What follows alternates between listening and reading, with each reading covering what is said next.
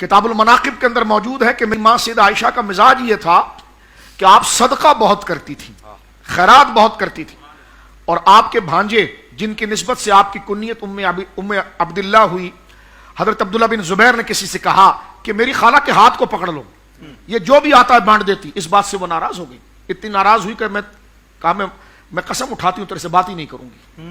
اب انہوں نے جناب قسم اٹھا لی، منت مان لی کہ نہیں کروں گی تجھ سے بات۔ اب انہوں نے کئی جگہ سے انہوں نے تعلقات لگائے لیکن وہ مانی نہیں، تو ان کو پتا چلا ہاں سرکار کی امی جان کا جو قبیلہ ہے نا، سیدہ آمنہ پاک کا جو قبیلہ ہے بنو زہرہ، ان کے لوگوں کو لاؤں گا تو خالہ جان ضرور مان جائیں گے، اس لیے کہ ان کا احترام بڑا کرتی ہیں۔ گئے وہ قبیلہ بنو زہرہ کے لوگوں کو لے کر آئے عبداللہ بن زبیر، حضرت عبداللہ بن زبیر لے کر آئے، ان سے کہا معاملہ یہ، انہوں نے کہا بھائی دیکھو ہم کام یہ کر سکتے ہیں کہ وہ جو دروازے پر نہیں آ رہی ہیں اور تجھ سے مل نہیں رہی ہیں تو ہم پردے کے سامنے کھڑے ہو کر آواز لگا دیں گے، وہ آ جائیں گی، پھر ہم تجھے پردے سے اندر کر دیں گے۔ اب تیرا کام ہے تو اپنی خالہ جان کو راضی کر لے۔ عبداللہ بن زبیر کہتے بس یہی مہربانی کر دو۔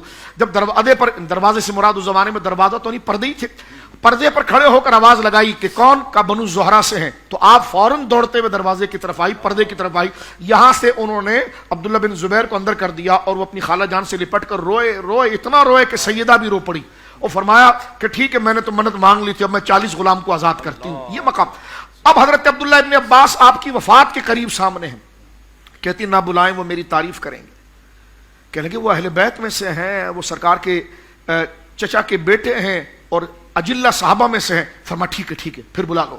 جب وہ آئیں آگے آ کر بیٹھے تو انہوں نے پہلا سوال کیا آپ کیسی ہیں؟ اللہ اکبر، آپ ٹھیک ہیں؟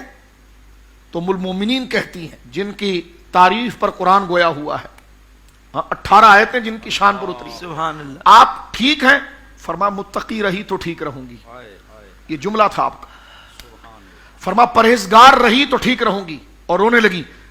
تو حضرت عبداللہ ابن عباس نے کہا فرما آپ پرہیزگار نہیں تو پھر کون پرہیزگار؟ آپ حضور کی زوجہ محترمہ ہیں اور آپ وہ ہیں جن کی پاکی کو اللہ نے آسمان سے اتارا۔ یہ کہہ کر آپ نے تسلی دے کر عبداللہ ابن عباس رضی اللہ عنہ چلے گئے۔ آپ کے بھانجے عبداللہ بن زبیر آئے تو سیدہ عائشہ پاک کہنے لگی تمہیں پتا ہے ابن عباس آئے تھے اور میری تعریف یوں کر رہے تھے، کاش میں نسیم منسیہ ہوتی، کاش میرا کوئی وجود ہی نہ ہوتا کہ میں رب کے حضور جواب کیا دوں گی۔ یعنی یہ اجلہ اکابر کے اندر وہ شان تھی۔ اور سب سے بڑی چیز دیکھیے جب علماء نے اس بات کو لکھا کہ جناب سید عالم نے صحابہ کرام کے پاس ایک بولی میں ان کی زندگی کو تبدیل کیا، یعنی جناب سید عالم سے ایک بندہ وہ ہے جو 10 سال مل رہا ہے اور ایک وہ ہے جو 1 منٹ مل رہا ہے۔ جب وہ آ رہا تھا تو غبی تھا اپنے محلے میں، جب آ رہا تھا تو بے عقل تھا، جب آ رہا تھا کوئی تمیز نہیں تھی، لیکن جب سرکار سے اس نے 1 منٹ کی ملاقات کی تو اس کا شعور اتنا بالغ ہوا کہ اس کے علاقے کے اندر اس سے بڑا سنجیدہ کوئی نہیں رہا۔ فرمایا یہ کیسے انقلابی تبلیغ ہے؟ ایک سوال۔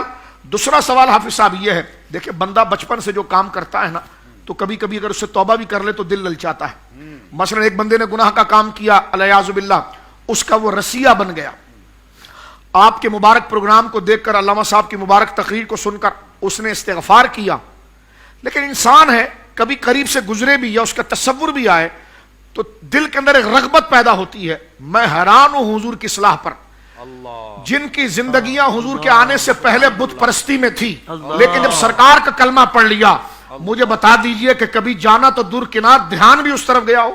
اللہ اکبر۔ آپ سوال دیکھیں، یعنی انسان نے جو زندگی بھر جو کام کیا ہو تو رغبت کہیں نہ کہیں سے پیدا ہوتی۔ تو وہ قوم جن کی اکثریت جو سرکار کے ہاتھ پر آ کر شرک سے، کفر سے، نفاق سے، بدعات سے توبہ کر رہی ہیں اور اس میں ایک عرصے سے مبتلا ہیں، لیکن جب توبہ کر لی تو حضور نے ایسا کیا سکھا دیا کہ اس کے بعد اسی ماحول کے قریب سے گزرے تو دل کبھی ادھر دامن دل کبھی اس طرف راغب نہیں ہوا، ذہن میں کبھی خیال بھی نہیں آیا۔ تو ادھر سیدنا امام غزالی کہتے ہیں وہ خوف خدا تھا، وہ رب کے حضور جواب دہی کا حقیقت تھی جس کو آپ بیان کر رہے ہیں۔ حضور یہی سکھاتے تھے کہ خدا تمہیں دیکھ رہا ہے اور تمہارے ایک ایک اعمال کا حساب تم سے ہوگا۔ زبان مصطفیٰ کی تاثیر اور ان کی سچائی سے قبول کرنے کا جذبہ، یہ شان ایسی تھی کہ ان کو ایسا مستقیم کیا کہ آئندہ کبھی کفر اور شرک کی طرف ان کا دھیان بھی نہ لوٹا۔ اس لیے فرمایا گیا کہ رأس الحکمت مخافت اللہ، سب سے بڑی دانائی اور حکمت جو ہے وہ اللہ کا خوف ہے۔